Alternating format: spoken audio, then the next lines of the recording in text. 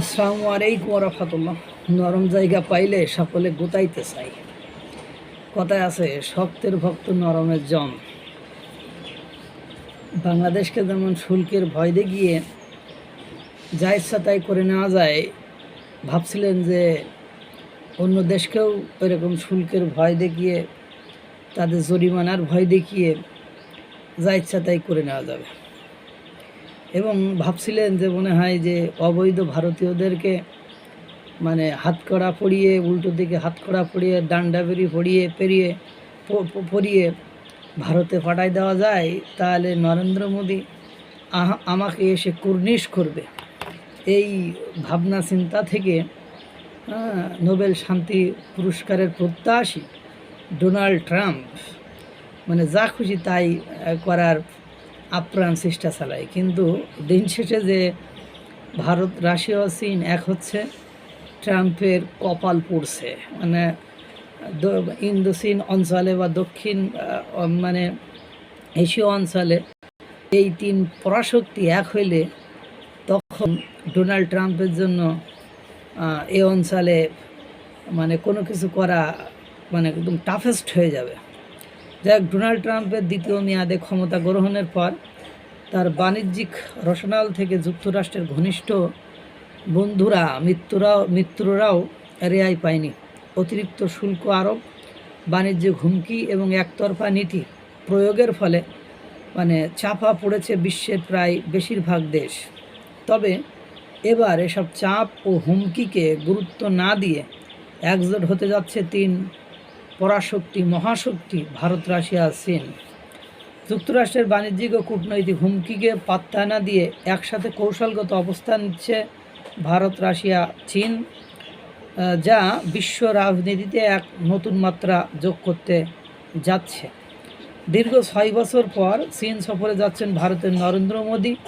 তবে এই ঘোষণা এমন সময় আসলো যখন এক সময়ের কৌশলগত মিত্র যুক্তরাষ্ট্রের সাথে ভারতের সম্পর্ক এক প্রকার তলানিতে যেয়ে ঠেকেছে। রাশিয়া থেকে আবারও তেল কেনায় ভারতকে হুমকি দিয়েছে ট্রাম্প প্রশাসন, অর্থাৎ ডোনাল্ড ট্রাম্প। কিন্তু রাশিয়া ভারতের পাশে দাঁড়িয়েছে। যুক্তরাষ্ট্র ভারতের উপর অনৈতিক বাণিজ্যিক চাপ প্রয়োগ করছে। আমরা এসব বৈধ মনে করি না। স্বাধীন সার্বভৌমত্ব দেশগুলো নিজেদের বাণিজ্যিক অংশীদার, অর্থনৈতিক সহযোগীদের বেছে নেওয়ার অধিকার রয়েছে। ট্রাম্পের এই হুমকির মধ্যেই চীনের সাংহাই অনুষ্ঠানে যোগ দিতে যাচ্ছেন নরেন্দ্র মোদী। এই সময় চীন সফরে যাবেন রাশিয়ার ভ্লাদিমির পুতিনও। আগামী 31 আগস্ট থেকে 1 সেপ্টেম্বর পর্যন্ত চলবে এই সম্মেলন। মোদী এর আগে 2019 সালে সর্বশেষ চীন সফর করেছিলেন। 2020 সালে চীন এবং ভারতের সীমান্তে দুই দেশের মধ্যে বাহিনী সংঘর্ষের পরে সম্পর্কে বেশ উত্তেজনাপূর্ণ হয়ে ওঠে। এরপরে তবে এবার সেই সম্পর্ক মেরামতের সম্ভাবনা তৈরি হয়েছে। বিশেষ করে যুক্তরাষ্ট্রের সাথে ভারতের সম্পর্কের ফাটল ধরার পরে এই সম্পর্ক মজবুত, শক্তিশালী হওয়ার সম্ভাবনা দেখা দিয়েছে। এই সম্মেলনে আঞ্চলিক নিরাপত্তা, সন্ত্রাসবাদ, বাণিজ্য সহ কয়েকটি গুরুত্বপূর্ণ ইস্যুতে আলোচনা হবে। এছাড়া ভারতের পক্ষ থেকে চীন ও ভারতের রাশিয়ার সাথে দ্বিপাক্ষিক বৈঠকের সম্ভাবনা রয়েছে। উদ্দেশ্য সম্পর্ক পুনরায় উদ্ধার এবং সীমান্ত উত্তেজনা কমিয়ে ফেলা বা হ্রাস করা। এর আগে 2024 সালে ব্রিক্স সম্মেলনে মোদী ও চীনের প্রেসিডেন্টের মধ্যে বৈঠক হয় এবং এই বৈঠকের পর দুই দেশের মধ্যে সীমান্ত উত্তেজনা কমানোর তৎপরতা শুরু হয়।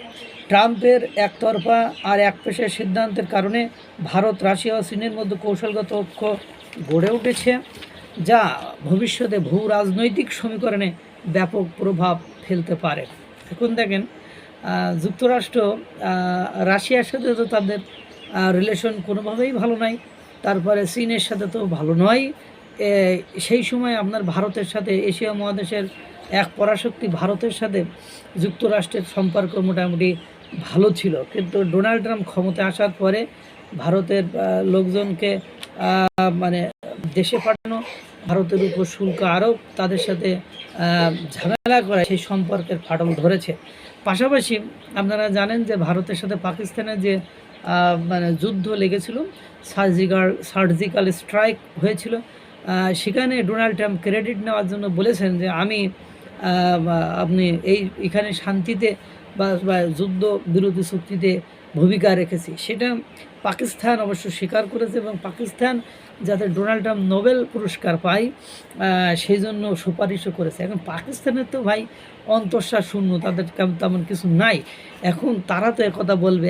এবং বাংলাদেশের সাথে, বাংলাদেশ একটা ছোট দেশ, ক্ষুদ্র দেশ, অর্থনৈতিক উন্নয়নশীল দেশ বা অর্থনৈতিক এখন কি ভঙ্গুর অবস্থা, এই সময় যদি তাদের এই ধরনের প্রেশার বা চাপের ব্যবস্থা করে তাহলে তারা একেবারে কোলাপস হয়ে যাবে। তাদেরকে চাপ দেওয়ায় তারা মানে অবনত মস্তিষ্কে সকল কিছু মেনে নিয়ে নন ডিসক্লোজার চুক্তি পর্যন্ত করেছে। এই যে বাণিজ্য উপদেষ্টা নিজের মুখে এটা স্বীকার করেছে, নন ডিসক্লোজার চুক্তি সেটা করেছে।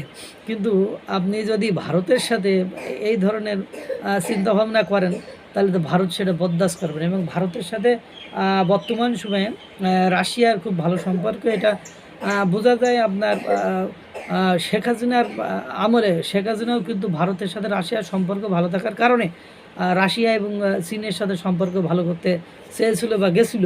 এই যে বিষয়গুলো সব কিছু মিলিয়ে আপনি দক্ষিণ এশিয়া মহাদেশে বা ইন্দো প্যাসিফিক অঞ্চলে আধিপত্য বিস্তার করতে হলে সেক্ষেত্রে আপনার ভারত, চীন, রাশিয়া যে কোনো একটা দেশের সাথে রিলেশন ভালো থাকা লাগবে। সেখানে চীন এবং রাশিয়ার সাথে যুক্তরাষ্ট্রের সম্পর্ক আদৌ ভালো ছিল না, ভালো ছিল ভারতের সাথে। কিন্তু এই যে এইবার এই বাণিজ্যিক এবং মানে চাপের কারণে, অন্যায্য দাবির কারণে সেখান থেকেও ভারত সরে যেয়ে এখন চীন আর রাশিয়ার সাথে অন্তরঙ্গ সম্পর্ক করতে যাচ্ছে, যা ভূ রাজনীতিতে একটা ব্যাপক প্রভাব ফেলবে এবং ডোনাল্ড ট্রাম্পের দক্ষিণ এশীয় অঞ্চলে যে আধিপত্য সেটার ক্ষেত্রে তলানিতে যে পৌঁছাবে। দেখেন, স্বাধীনতা যুদ্ধের সময় এই যুক্তরাষ্ট্রই কিন্তু বাংলাদেশের বিপক্ষে ছিল, পাকিস্তানের পক্ষে ছিল। সেই আবার একই অবস্থার পরিস্থিতি সৃষ্টি হয়েছে। সেই সময় কিন্তু ভারত, রাশিয়া বাংলাদেশের পক্ষেই ছিল এবং বাংলাদেশের স্বাধীনতা অর্জিত হয়েছিল। সুতরাং ঘটনা তো আবারও ঘটবে, মনে হচ্ছে সেই ধরনের কোনো কিছুর দিকে যাচ্ছে। আল্লাহ তাআলা সকলকে ভালো রাখুক, সুস্থ রাখুক। আসসালামু আলাইকুম ওয়া রাহমাতুল্লাহ।